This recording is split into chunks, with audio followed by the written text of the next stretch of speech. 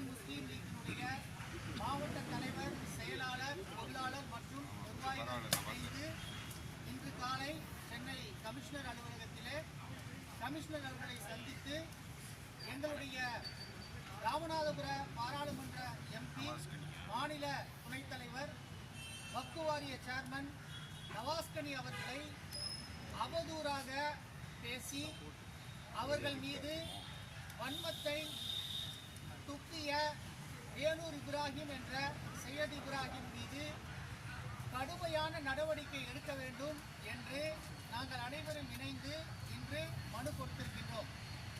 எங்களுடைய இந்திய யூனியன் முஸ்லீம் லீக் கட்சியின் சார்பிலே தமிழகம் முழுவதும் இருக்கக்கூடிய அனைத்து மாவட்டங்களிலும் அனைத்து கிளைகளிலும் அந்தந்த பகுதியில் இருக்கக்கூடிய காவல்துறை ஆணையரை சந்தித்து இதே புகாரை அனைத்து அணிகளின் சார்பிலும் அளித்து வருகின்றோம்.